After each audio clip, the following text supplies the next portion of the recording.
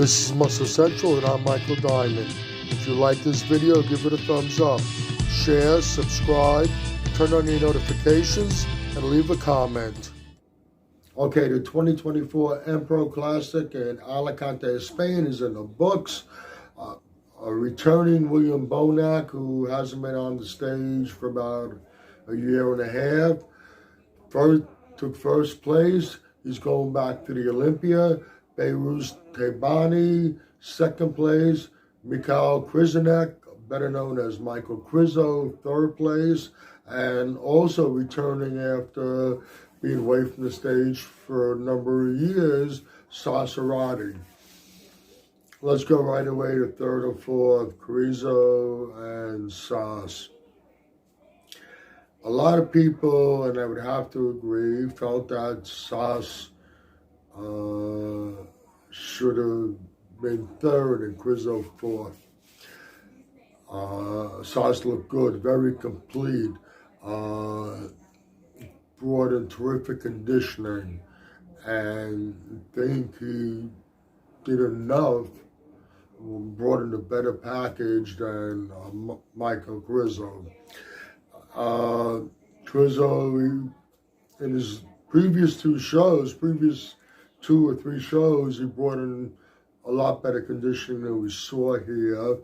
And there's something else that I really can't put my finger on it, but whatever it is, one of his assets is his freak factor, and just wasn't there in Alicante, Spain. And with that and the conditioning not being there, I really would have had third or fourth switched up over there. Now, there's some mixed opinions on first and second with William Bonac and Behrooz Tabani. There's a good amount of people out there saying that they felt that Behrooz Tabani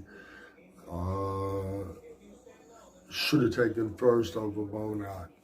Now, right off the bat, let me say that, I mean, if it went in that direction, I don't think I could make much of an argument for it. It was close. But at the end of the day, William Bonac,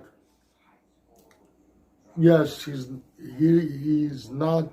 didn't bring back the William Bonac we saw in 2019 when he came in second to Brandon Curry, and that show, a lot of people thought that he could have very easily been the champion. We didn't see that William Bonac, but we saw a really good William Bonac.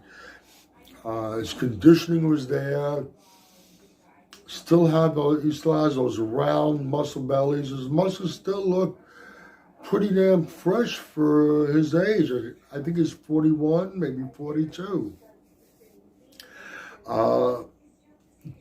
Not quite as full as we remember him, but it was good.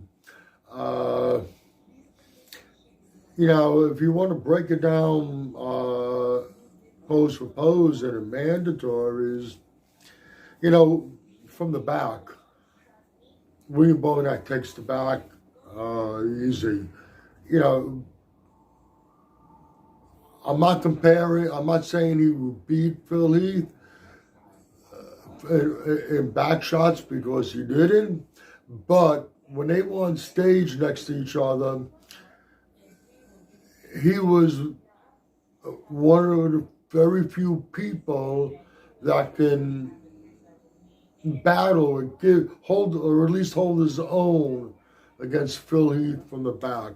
William is excellent from the back, top to bottom, both the back double biceps and rear lat spread, and he's very difficult to beat. And that lineup definitely didn't beat him. William Bonac from the side also. He's very difficult to beat. A side triceps and a side chest. Yeah, he's not, like I said before, he's not quite as full as he was, but I think he was full enough in the conditioning, and he still has those round muscle bellies.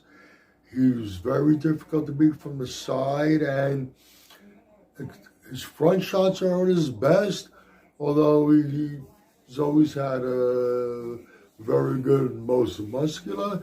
He still holds his own in the front shots. I think if you go on a pose for pose basis between Bonac and Tabani, I think Bonac takes him over there. Bonac brought the conditioning, and he's very bad. His short torso, yes, but his top and his bottom was still very balanced, and this conditioning that he brought, I think he deserved it.